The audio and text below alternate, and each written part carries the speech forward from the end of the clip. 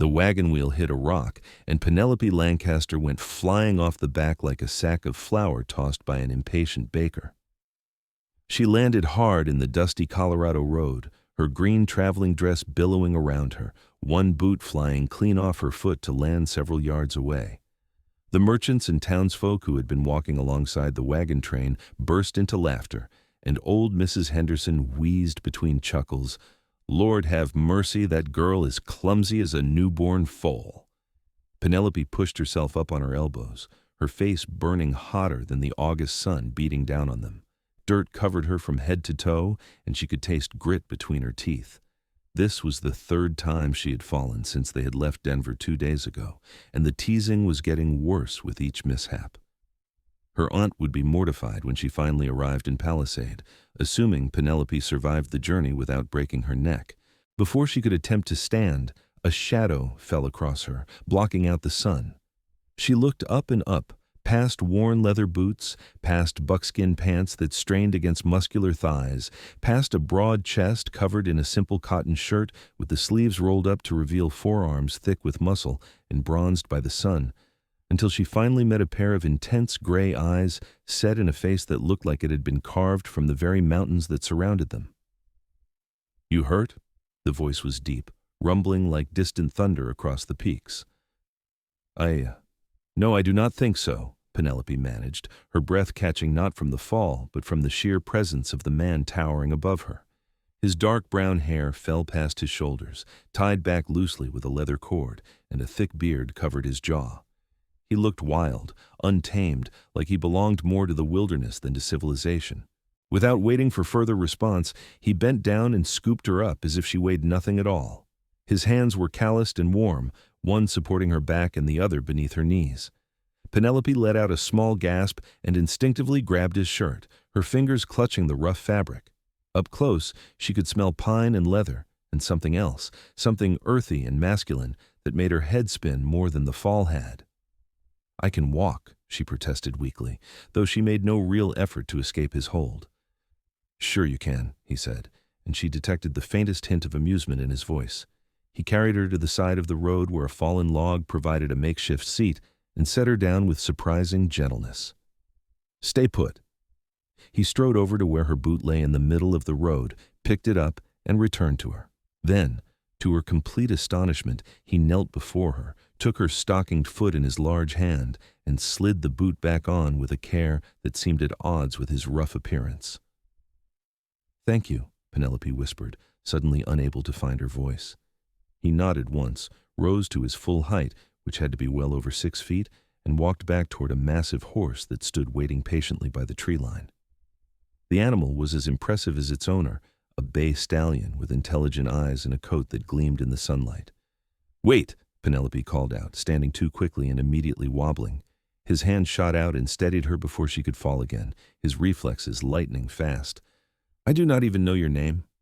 "Ethan Northwood," he said simply. "I am Penelope Lancaster. Are you traveling with the wagon train?" He shook his head. "Heading up to my cabin in the mountains. Just came down for supplies." His eyes swept over the wagon train, then back to her. "Palisade?" "Yes, I'm going to live with my aunt there. She runs a boarding house." Something shifted in his expression, though she could not quite read it.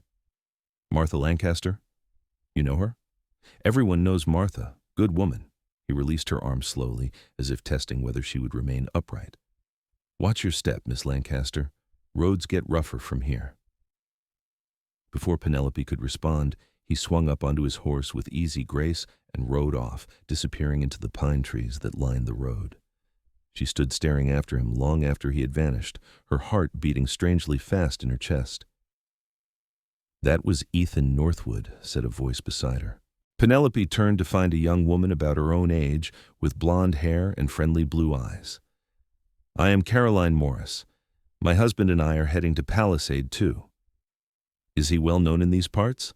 Caroline nodded enthusiastically. "Oh yes, though he keeps to himself mostly. Lives up in the mountains, traps and hunts, brings down pelts and meat to sell in town every few months. They say he can track anything that moves, and once fought off a mountain lion with just a knife." She leaned in conspiratorially. All the unmarried women in Palisade have tried to catch his eye, but he never pays them any mind, just does his business and heads back up into the wilderness. Penelope tried to ignore the strange flutter in her stomach at the mention of unmarried women pursuing Ethan. She had only just met the man, and only because she had embarrassed herself by falling off a wagon. He seems very capable. That he is. Carolyn linked her arm through Penelope's and guided her back toward the wagon train, which was beginning to move again. But you had better be careful, honey. Those mountains have a way of keeping what they claim, and Ethan Northwood is about as mountain as a man can get. Now come on, let me introduce you to my husband Thomas, and you can ride in our wagon. It has better springs, and you will be less likely to go tumbling off. The rest of the journey to Palisade passed without further incident, though Penelope found her thoughts drifting to gray eyes and strong hands more often than she cared to admit.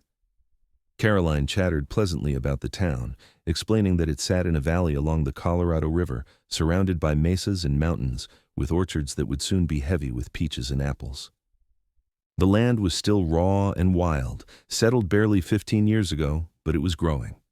There was a main street with a general store, a saloon, a small church, a blacksmith, and her Aunt Martha's boarding house, which also served meals to locals. When they finally rolled into Palisade 3 days after leaving Denver, Penelope was dusty, sore, and more than ready to plant her feet on solid ground. The town was smaller than she had imagined, just a handful of buildings clustered together with houses scattered beyond, but the setting was breathtaking. Red rock formations rose in the distance, and the river sparkled in the afternoon light. Mountains loomed on all sides, their peaks still touched with snow even in late summer. Aunt Martha was waiting on the porch of the boarding house, a tall, sturdy woman in her 50s with iron-gray hair pulled back in a severe bun and eyes that missed nothing.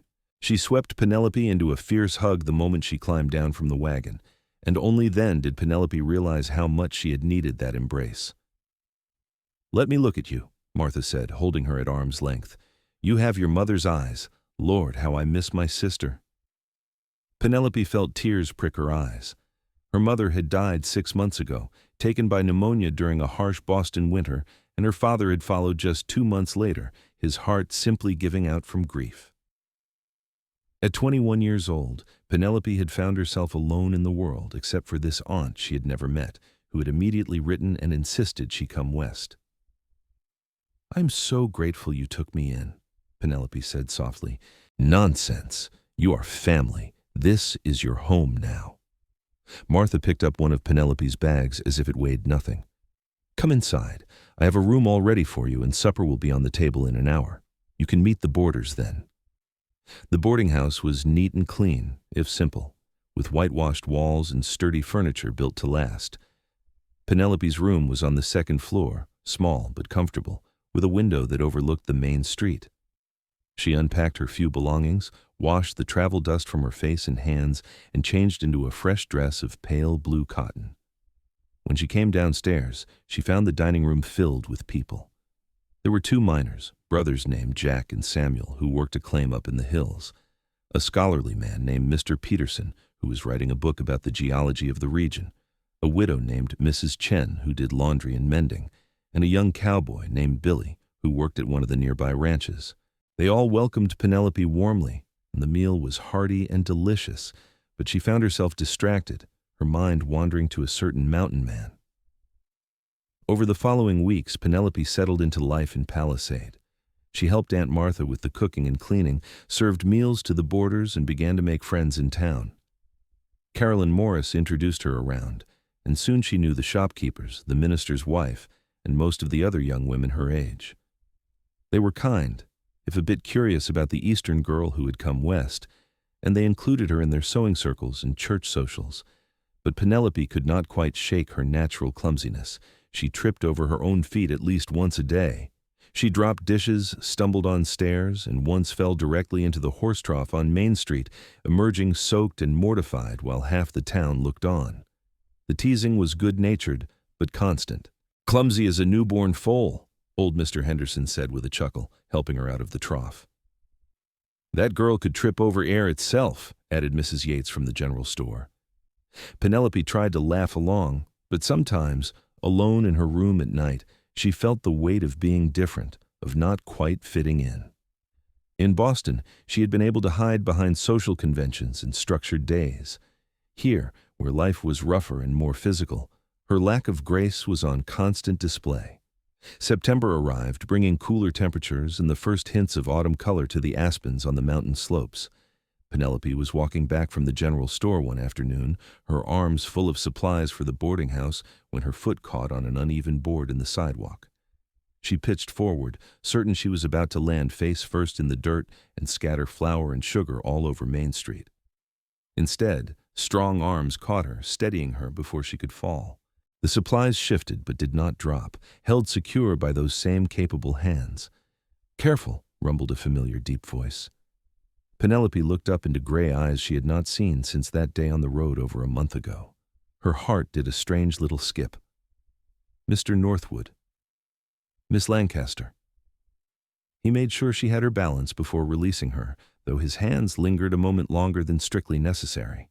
He looked exactly as she remembered, all muscle and wildness barely contained, though his beard was neatly trimmed and his hair still damp as if he had recently bathed.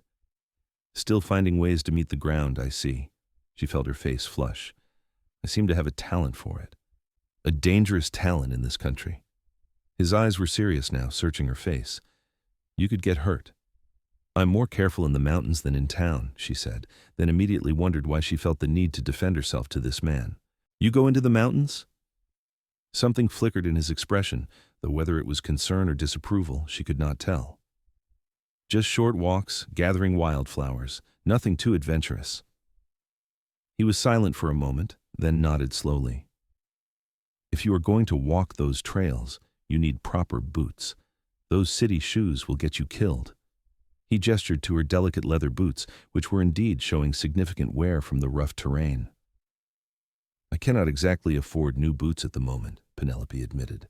She was helping Aunt Martha at the boarding house in exchange for room and board, but she had no income of her own, and her pride would not let her ask her aunt for money for something so practical.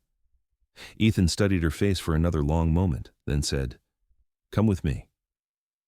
Before she could protest, he took the supplies from her arms, carrying them as easily as if they weighed nothing, and began walking down the street. Penelope hurried to keep up with his long strides. He led her to a small shop she had not noticed before, tucked between the blacksmith and a building that appeared to be someone's home. The sign above the door read, "Cobbler and Leatherwork." Inside, an older man with a weathered face looked up from his workbench. "Ethan, good to see you, son. You need something repaired?"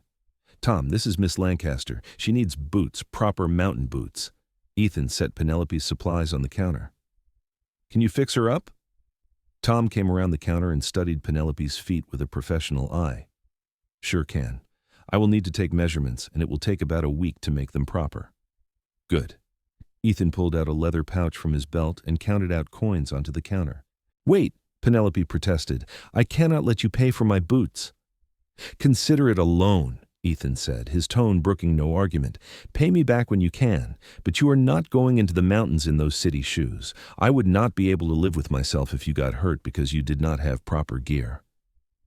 The way he said it, with such simple certainty, made Penelope's protests die on her lips. She nodded slowly. "Thank you. I will pay you back, I promise." "I know you will." He turned to Tom. "Make them sturdy. She's got a talent for finding trouble."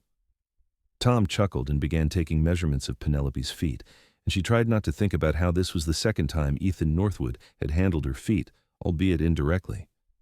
When the measurements were complete, Ethan picked up her supplies again and carried them back to the boarding house for her, refusing to let her take them despite her insistence that she could manage. At the door of the boarding house, he set the packages down and tipped his hat to her. "Stay out of trouble, Miss Lancaster." "I make no promises," she found herself saying, surprising herself with the teasing note in her voice. The corner of his mouth twitched, not quite a smile, but close. "I figured as much." Then he was gone, striding back down the street toward where his horse was tied, leaving Penelope standing on the porch with a racing heart and a head full of questions.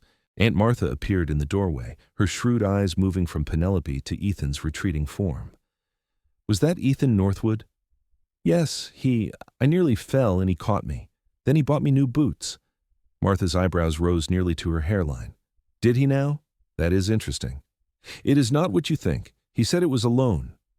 Ethan Northwood does not do things halfway, Martha said thoughtfully. If he is looking after you, that means something. That man has not shown interest in a woman in all the years I've been here. He is not interested in me, Penelope said, but her voice lacked conviction. He just does not want me to break my neck in the mountains. Martha did not look convinced, but she let the matter drop and helped Penelope carry the supplies inside. Over the next week, Penelope found herself watching for Ethan, though she tried to tell herself it was foolish. He had probably already returned to his cabin in the mountains and would not come down again for months. But then she would catch herself looking up every time the door to the boarding house opened or scanning the street whenever she went into town, hoping for a glimpse of that tall, broad-shouldered form. Caroline teased her mercilessly when she heard about the boots. I told you, that man has never paid special attention to any woman before. This is significant, Penelope. He was being kind, that is all. Ethan Northwood is many things, but he is not the kind of man who does things just to be kind to pretty girls. If he is looking after you, it is because he wants to. Penelope wanted to argue, but the words stuck in her throat. Deep down, she hoped Caroline was right, even though the very idea terrified her. What did she know about mountain men? What did she know about the West at all? She was a city girl, born and raised in Boston, educated in a proper finishing school. She had no business thinking romantic thoughts about a man who belonged more to the wilderness than to civilization. But her heart did not seem to care about such practical considerations. On the day she was supposed to pick up her new boots, Penelope walked to Tom's shop with a mixture of excitement and nervousness. The boots were beautiful, sturdy leather that reached mid-calf with thick soles and proper laces. They fit perfectly, and when she walked in them, she felt more grounded than she ever had in her delicate city footwear. Ethan told me to make them right, Tom said with pride. These will last you years if you care for them properly. Penelope paid him the small additional fee for some waterproofing treatment he had applied, then wore her new boots out of the shop carrying her old ones in a package. She felt taller somehow, more capable, even though she knew that was ridiculous. Boots could not change who she was. She was so busy looking down at her new footwear that she did not see the person coming around the corner until she walked straight into him. She stumbled backward, arms windmilling, certain she was going to land on her backside in the middle of the street yet again. And once again, strong hands caught her, steadying her before she could fall. You really do need someone to watch over you, Ethan said, and this time there was definite amusement in his voice. Penelope looked up at him, flustered and embarrassed and absurdly happy to see him. I was distracted. I can see that. He was looking at her new boots, and something like satisfaction crossed his rugged features. They fit well? Perfectly. Thank you again. I have already started setting aside money to pay you back. He waved that away with one large hand. No hurry. I'm just glad you will be safer now. He paused, seeming to struggle with something, then said in a rush, I'm heading back up to my cabin tomorrow. Winter comes early in the high country, and I need to finish preparing, but I will be back down before the first snow, probably early November. Maybe when I come back, you would let me take you to supper. At the hotel dining room, if you want. Penelope's heart leaped. The hotel dining room was the nicest place to eat in Palisade, reserved for special occasions and courting couples. I would like that very much. Relief washed over his face, making him look younger, less weathered. Good. That's good. He cleared his throat. Until November then, Miss Lancaster. Penelope, she said impulsively. Please call me Penelope. Penelope. Her name sounded different on his lips, rougher and somehow more real. I'm Ethan. I know, she said softly. They stood there in the middle of the street just looking at each other until someone cleared their throat loudly behind them.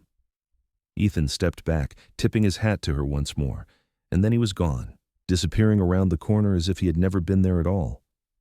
Penelope walked back to the boarding house in a daze. November seemed impossibly far away. The weeks that followed were both the slowest and the fastest of Penelope's life.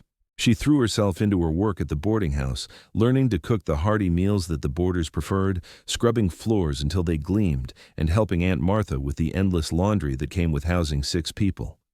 She still stumbled and dropped things with alarming regularity, but her new boots gave her more confidence when she walked, and she found herself falling less often, at least when she was wearing them. She also began taking longer walks on the trails around Palisade, always making sure to tell Aunt Martha where she was going and when she would be back. The mountains called to her in a way she had never expected, and she found peace in the sound of the wind through the pines and the sight of hawks circling overhead. She understood a little better why Ethan chose to live up there, away from the noise and bustle of even a small town like Palisade. October arrived with a flourish of gold and red as the aspens turned, painting the mountainsides in brilliant color. The orchards around Palisade were heavy with fruit, and Penelope helped with the harvest, working alongside the other women to pick and preserve peaches, apples, and pears for the winter ahead. Her hands grew rough with work, her skin tanned despite her best efforts to wear a bonnet, and she felt herself changing in ways that had nothing to do with her appearance. She was becoming stronger, more capable, more confident. She was learning to live in this wild country, to adapt to its demands and find joy in its harsh beauty.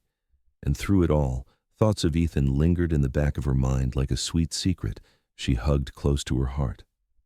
Caroline invited her to a dance at the church hall one Saturday evening in mid-October, and Penelope almost declined before deciding that moping around waiting for November would not make the time pass any faster.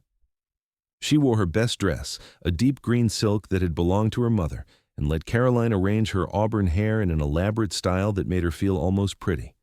The hall was crowded with people from Palisade and the surrounding ranches, and the music was lively, if somewhat rough. Penelope danced with Billy, the young cowboy who boarded at Aunt Martha's, and with several other young men who asked politely. She was having a reasonably good time despite her tendency to step on her partner's toes when the doors opened and Ethan walked in. He looked completely out of place in his buckskins among the men in their Sunday best, but he did not seem to care. His eyes scanned the room until they found Penelope, and then he was moving through the crowd toward her with that same purposeful stride she remembered.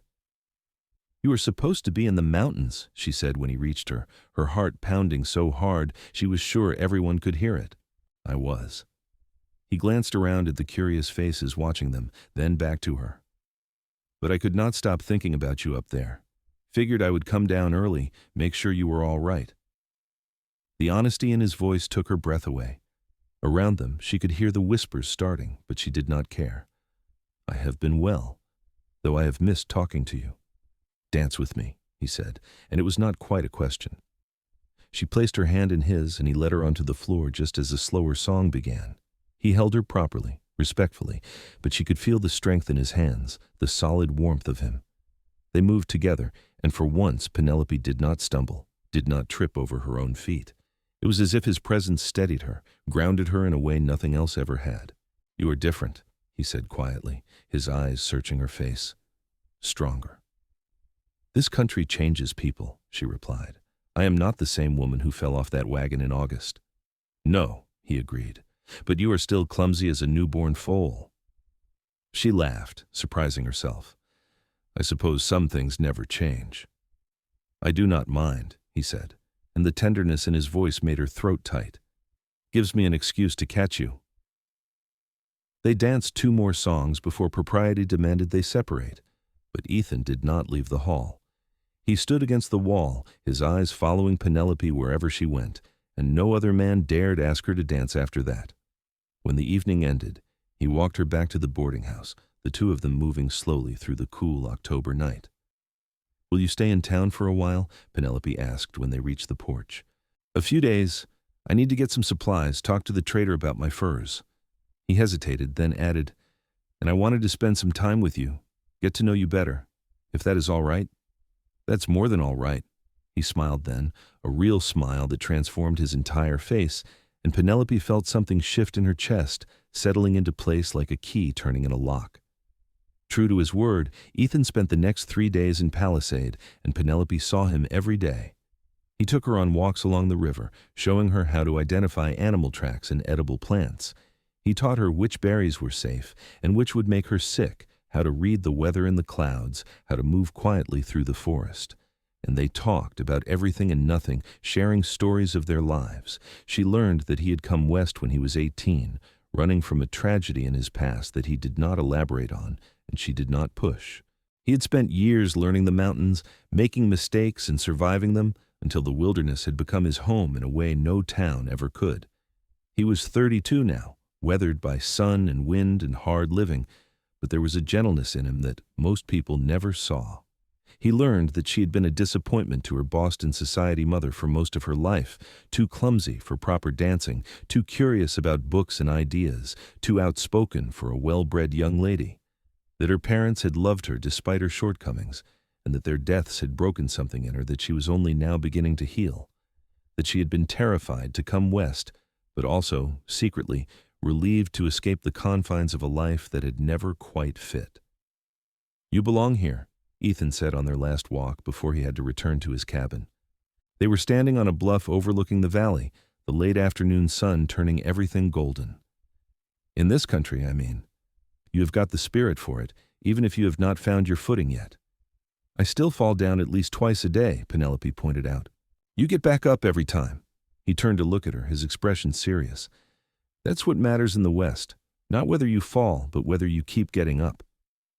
She met his eyes, saw something in them that made her breath catch. "Ethan." "I know it is too soon," he said, taking a step closer.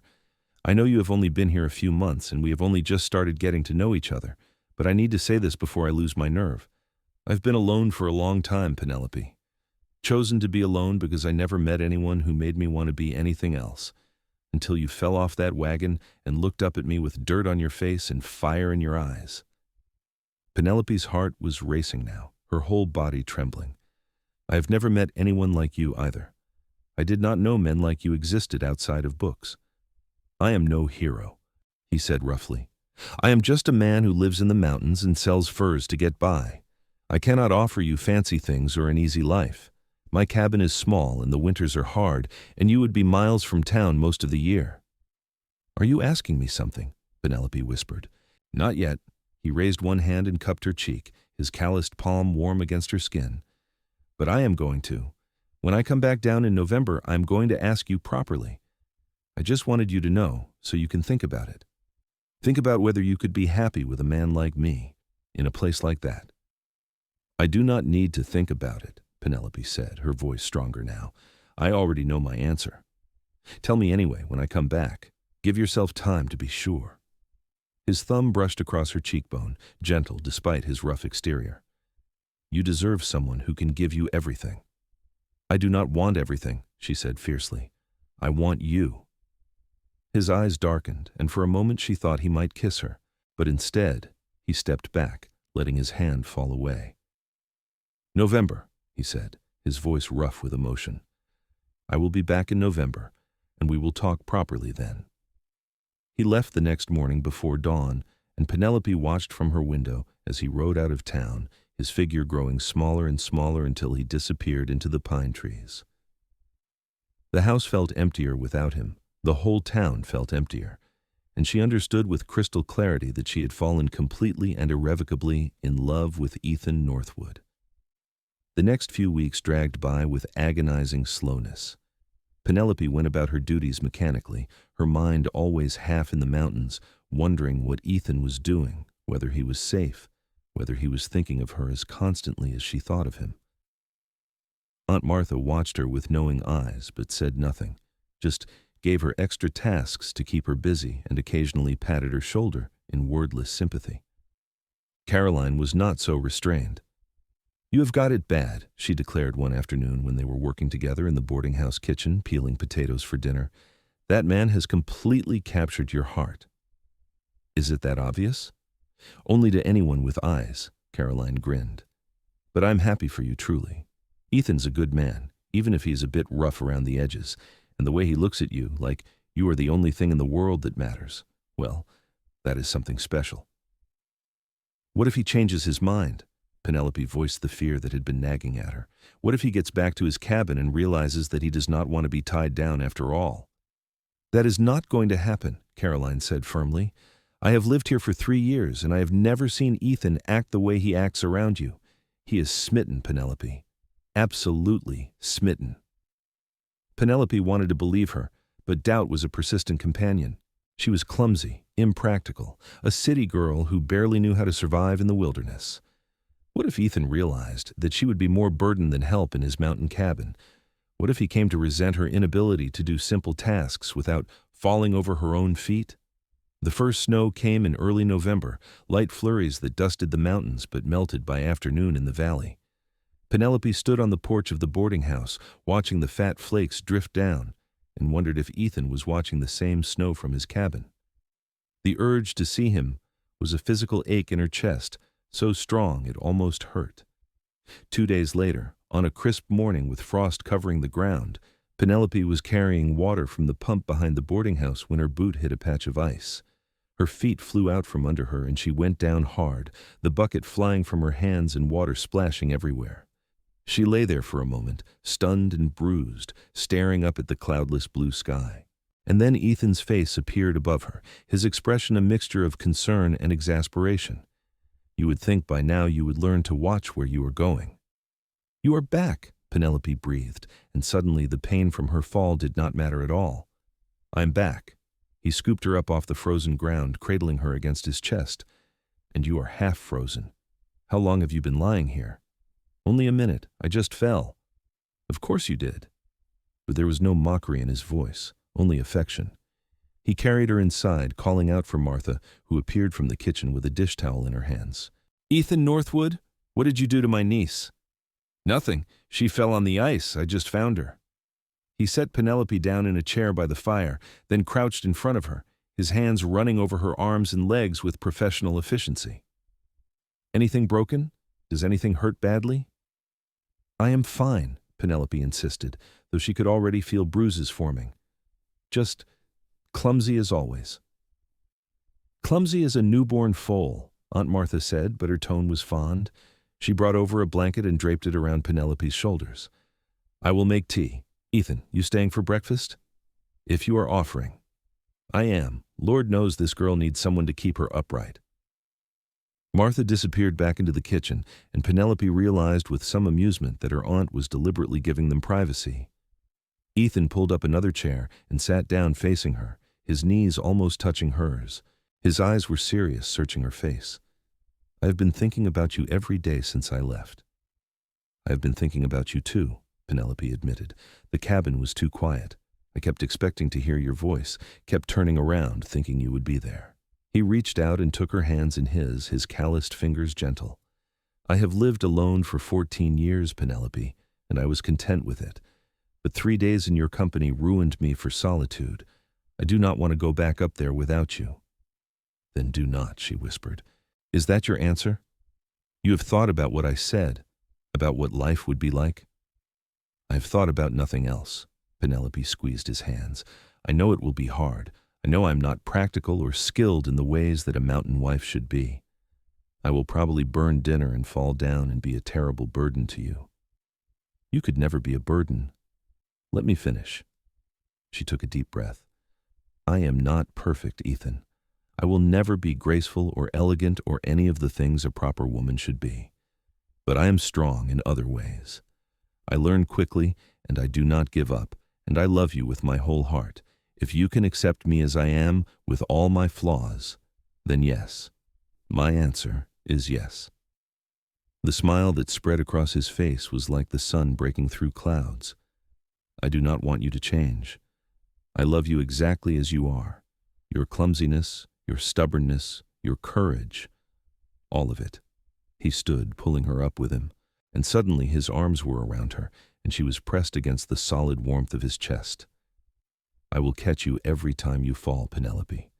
For the rest of our lives, I will catch you."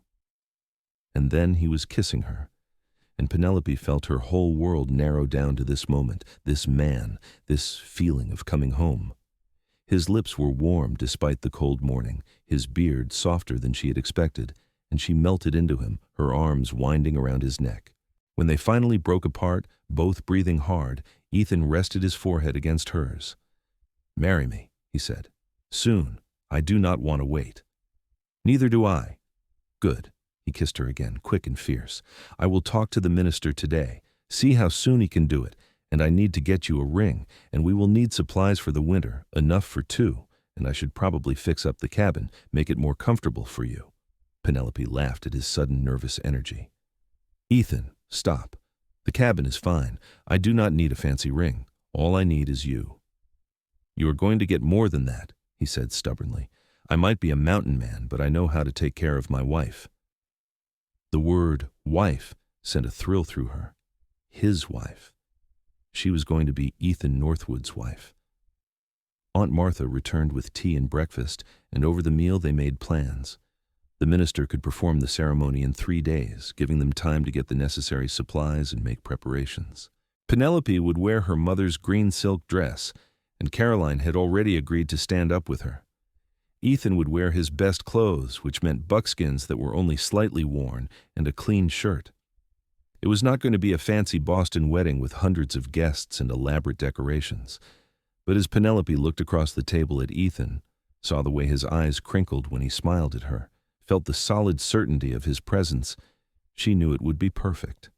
The next 3 days passed in a blur of activity.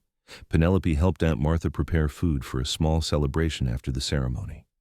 Caroline and the other women in town put together gifts for the newlyweds, practical things like blankets and cookware and preserved food. Tom the cobbler gave Penelope a pair of fur-lined moccasins for wearing in the cabin. Even the boarders contributed, with the miners donating some gold dust and Mr. Peterson gifting a beautiful leather-bound journal for Penelope to record her new life. Ethan spent his time gathering supplies, buying everything they would need to get through the winter in the high country. He also made 2 trips up to his cabin, the first to clean and prepare it, the second to bring down some of his furs to sell for extra money. He bought Penelope a simple gold ring from a trader passing through town, and though it was not fancy, it fit her finger perfectly, and she loved it more than the grandest diamond. On the morning of the wedding, Penelope woke early and stood at her window, watching the sun rise over the mountains. In a few hours, she would be married. In a few days, she would leave Palisade and go up into those mountains with Ethan, beginning a life so different from anything she had ever imagined that it still felt like a dream. But it was not a dream. It was real, solid, as real as the mountains themselves. Aunt Martha helped her dress, arranging her hair and fastening her mother's pearl necklace around her throat. "You look beautiful," Martha said, her eyes suspiciously bright. "Your mother would be so proud of you." "Do you think I am making a mistake?" Penelope asked suddenly, "marrying a man I have known for such a short time, moving to a cabin in the wilderness?" "I think you are doing exactly what your heart tells you to do," Martha said firmly, "and that is never a mistake. Ethan is a good man, Penelope. He will take care of you and you will take care of him. That is what marriage is." The ceremony was held in the small church at noon, with what seemed like half the town crammed into the pews. Penelope walked down the aisle on Aunt Martha's arm, her eyes fixed on Ethan, where he stood at the altar looking uncomfortable in his formal clothes, but more handsome than any man had a right to be. His face lit up when he saw her, and she felt her own face break into a huge smile. The minister performed the ceremony with simple dignity, speaking of love and commitment and the journey they were beginning together. When it came time for the vows, Ethan's voice was steady and sure as he promised to love and cherish her for all their days. Penelope's voice shook slightly, but she got through her own vows without stumbling over the words, which felt like a small miracle. And then Ethan was sliding the ring onto her finger, and she was sliding a simple gold band onto his, and the minister was pronouncing them husband and wife. Ethan kissed her in front of everyone, a kiss that was tender and possessive and full of promise, and the church erupted in cheers and applause. The celebration afterward was held in the church hall with food and music and dancing. Penelope danced with her new husband, and this time when she stumbled, he caught her smoothly and kept right on dancing as if nothing had happened. She danced with Billy and Mr. Peterson and even old Mr. Henderson, who told her she was the prettiest bride Palisade had ever seen. But through it all, she was acutely aware of Ethan watching her, waiting for her, and as the afternoon wore on, she found herself more and more ready to leave the party and begin their life together. Finally, as the sun was beginning to set, Ethan came to her and said quietly, "Ready to go home?" Home. His cabin in the mountains was her home now. "Yes," she said, "I am ready." They said their goodbyes, accepting congratulations and well wishes from what felt like everyone in town.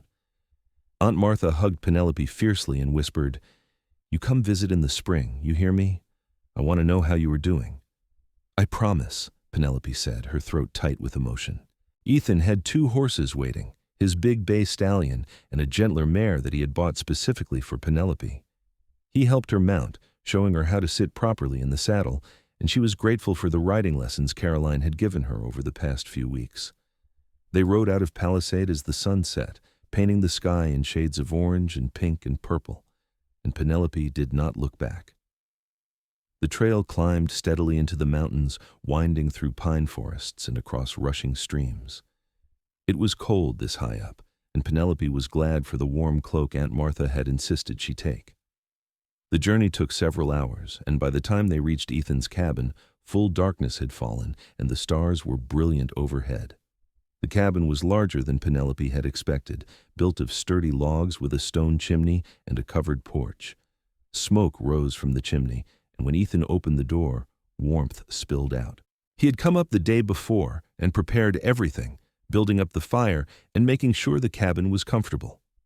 Inside was one large room with a sleeping area in one corner, a kitchen area with a cast-iron stove in another, and a sitting area with 2 comfortable chairs by the fireplace. Furs covered the floor and hung on the walls, adding warmth and beauty. It was simple but cozy, a place that felt like a real home despite its rough construction. Ethan took care of the horses while Penelope explored her new home, running her hands over the furniture Ethan had built with his own hands, examining the neat shelves of supplies, touching the quilts on the bed. When he came back inside, stamping snow from his boots, she turned to him with a smile. "It is perfect," she said. "You have not even spent a night here yet," he pointed out, but she could see he was pleased. "It does not matter. It is perfect because it is yours." "Ours," she corrected herself. He crossed to her in 3 long strides and pulled her into his arms, kissing her with a hunger that took her breath away. "Mine," he agreed against her lips, "my wife, my Penelope." "Your clumsy, disaster-prone Penelope," she said with a laugh. "My perfect Penelope." He swept her up into his arms and carried her to the bed, and Penelope stopped thinking about anything else for a long while. Later, as they lay together under the warm quilts, listening to the wind whisper through the pines outside, Ethan traced lazy patterns on her shoulder. "Are you scared?" he asked quietly. "Of what?" "Living here, being so far from town. Winter is coming, and we will be snowed in for months. No one to talk to but me, no help if something goes wrong." Penelope considered this. She probably should be scared. She was a city girl, raised in comfort and civilization, now living in a one-room cabin miles from the nearest neighbor, but all she felt was peace. "I'm not scared," she said. "As long as I am with you, I'm not scared of anything." He tightened his arms around her. "I will take care of you, Penelope. I promise. I will teach you everything you need to know to survive here, and I will keep you safe." "I know you will." She snuggled closer to his warmth. "But you have to promise me something in return." "Anything. Promise you will let me help. Let me be a partner, not just someone you have to protect. I want to learn and grow stronger. I want to be worthy of this life."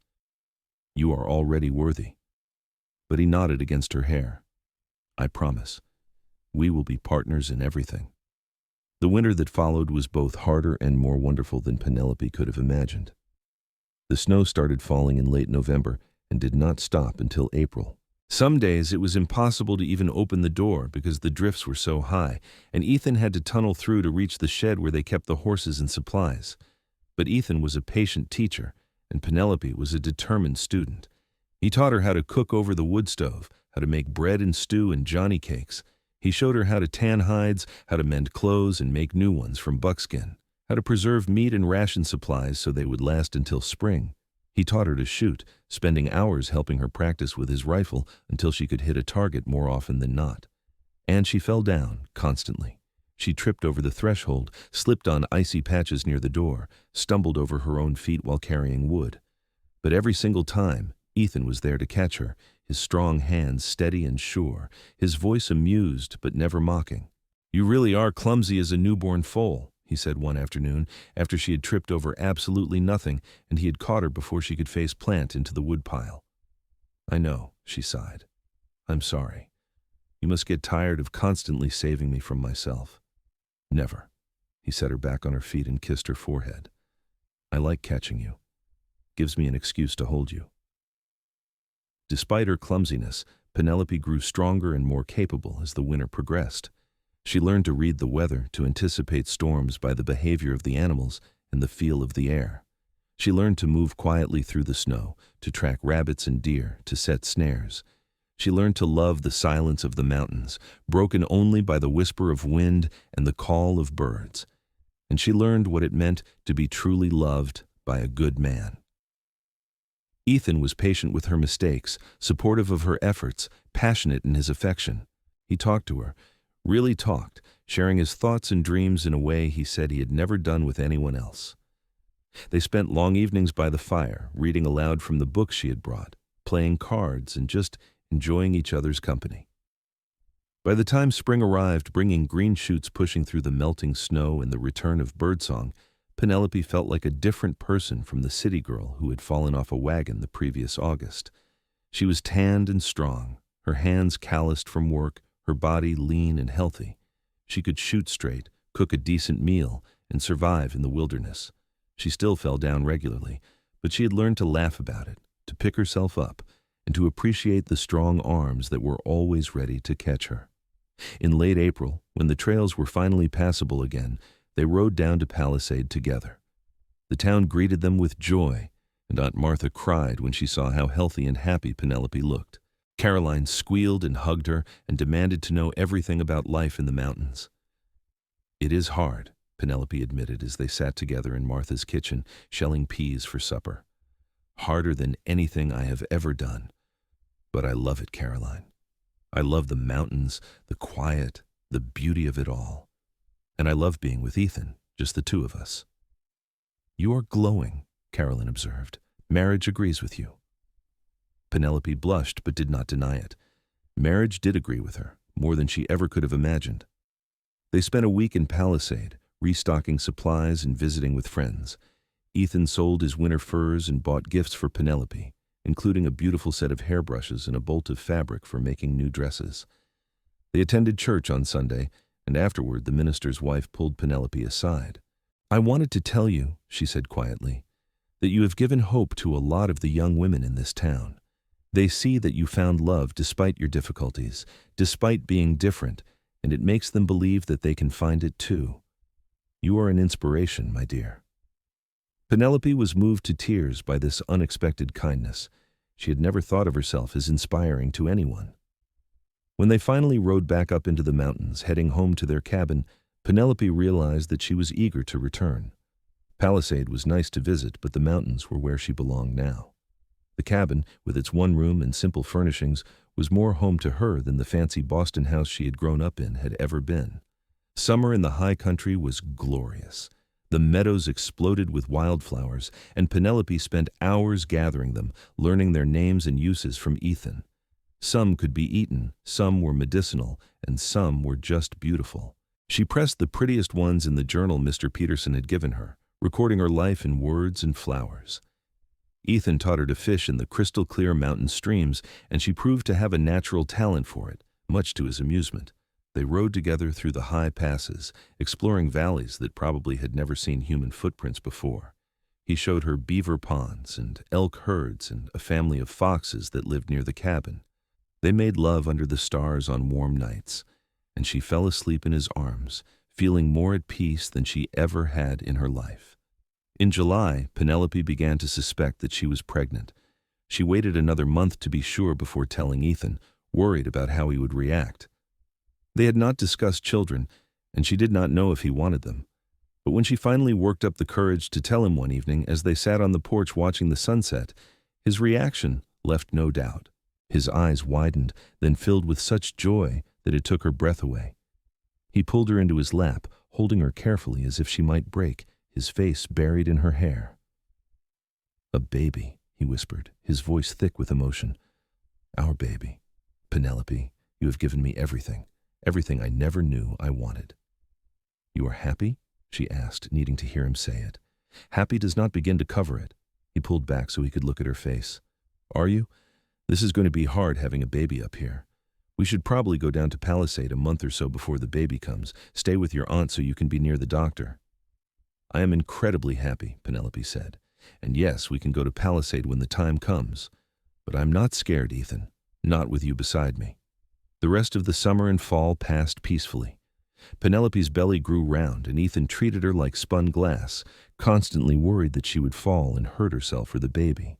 She did fall, of course, several times, but he was always there to catch her, his hands gentle on her expanding waist.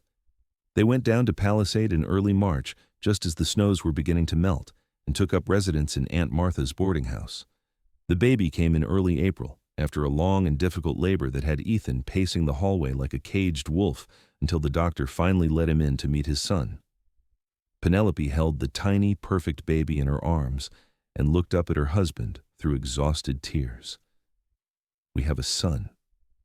Ethan knelt beside the bed, his rough fingers impossibly gentle as he touched the baby's dark hair. "He is perfect. You are perfect." He kissed her forehead. "Thank you." They named him Samuel, after Ethan's father, and he was a healthy, strong baby who looked like his father with his dark hair and gray eyes. Aunt Martha was beside herself with joy, and Caroline came to visit every day, bringing gifts and advice. They stayed in Palisade for 6 weeks, giving Penelope time to recover and little Samuel time to grow stronger before the journey back to the cabin. Ethan was a devoted father, getting up in the night to bring the baby to Penelope for feeding, changing diapers without complaint, and spending hours just staring at his son with wonder on his face. When they finally returned to the mountains, it felt like coming home. The cabin was exactly as they had left it, and Penelope found that she had missed the solitude, the peace, the sound of wind in the pines. She had worried that having a baby in the wilderness would be difficult, but Samuel adapted easily, sleeping peacefully in the cradle Ethan had built, apparently soothed by the quiet. Life fell into a new rhythm. Penelope still helped with all the work of running their mountain homestead, but now she did it with a baby strapped to her back or sleeping nearby. She still fell down regularly, but Ethan had fashioned a sling that held Samuel securely against her chest, so she never had to worry about dropping him when she tripped. "You are still clumsy as a newborn foal," Ethan said one afternoon, catching her as she stumbled over a root while carrying water from the stream. Samuel was asleep in his sling, completely undisturbed by his mother's near fall. "But at least now you are a clumsy foal with a baby foal of your own." Penelope laughed and kissed him. "And you are still catching me every time I fall." "Always," he promised. "For the rest of our lives, I will always catch you." The years that followed were full of joy and hardship in equal measure. They had 2 more children, a daughter named Rose, born 2 years after Samuel, and another son named Thomas, born 3 years after that. The cabin was extended to add another room for the children, and Ethan built furniture as each child arrived, crafting cradles and beds and toy chests with his own hands. Penelope never did overcome her clumsiness, and the children learned early to watch out for their mother, who was likely to trip over her own feet at any moment. But they also learned that their father was always there to catch her, and that the love between their parents was something solid and real, a foundation they could build their lives on. Samuel grew tall and strong like his father, with the same quiet competence in the wilderness. Rose was bold and adventurous, fearless in a way that terrified Penelope, but made Ethan laugh with pride. Thomas was gentle and thoughtful, always asking questions and wanting to understand how things worked. They went down to Palisade several times a year, keeping in touch with Aunt Martha and Caroline and the other friends they had made.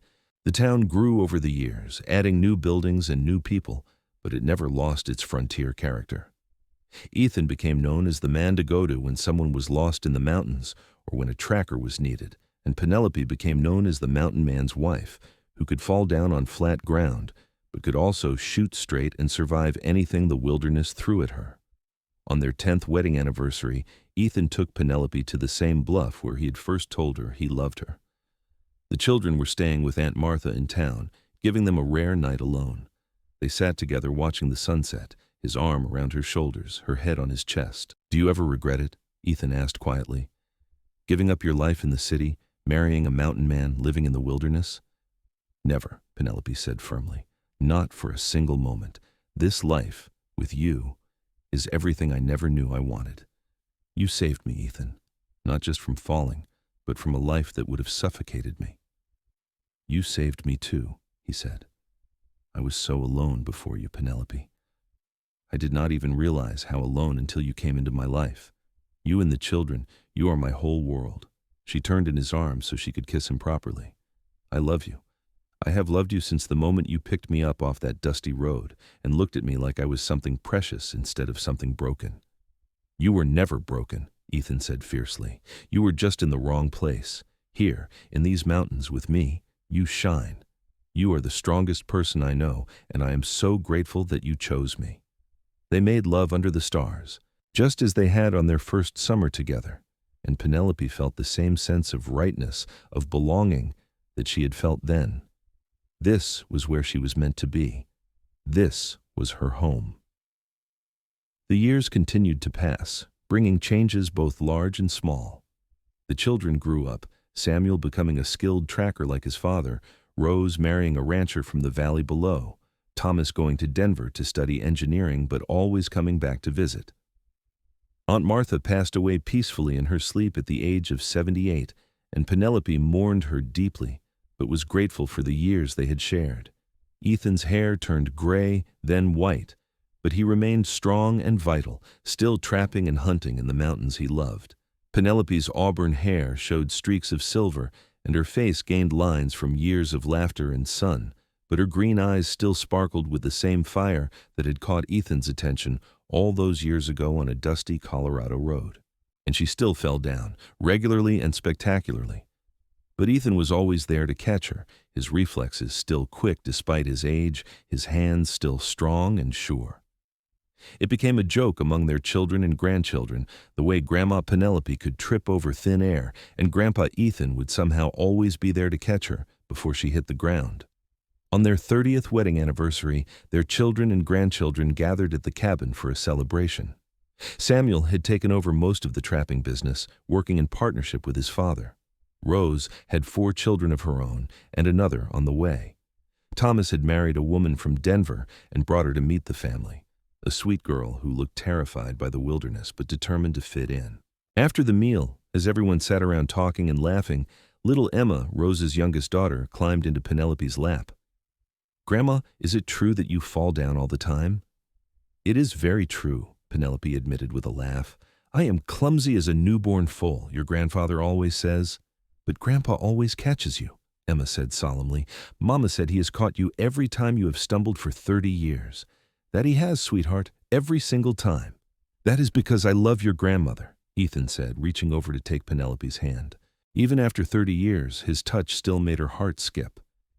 "And when you love someone, you catch them when they fall. You help them back up. You stand beside them no matter what. That is what love is." Emma seemed to consider this. "I want someone to catch me when I fall someday." "You will find them," Penelope assured her. "When you are ready, you will find someone who sees you exactly as you are and loves you not despite your flaws but because of them, someone who will always be there to catch you." She met Ethan's eyes across the table, saw the love and contentment there that mirrored her own feelings. They had built something beautiful together, something that would last long after they were gone. A family, a legacy, a love story that their grandchildren would tell their own grandchildren someday. As the sun set over the mountains that had been their home for 30 years, Penelope leaned against Ethan's shoulder and felt complete. She had been so lost when she had first come west, so unsure of who she was or where she belonged. But falling off that wagon, stumbling into Ethan's life, had been the best thing that had ever happened to her. She was clumsy. She always would be. But she had found a man who loved her anyway, who caught her every time she stumbled, who saw her strength instead of her weaknesses.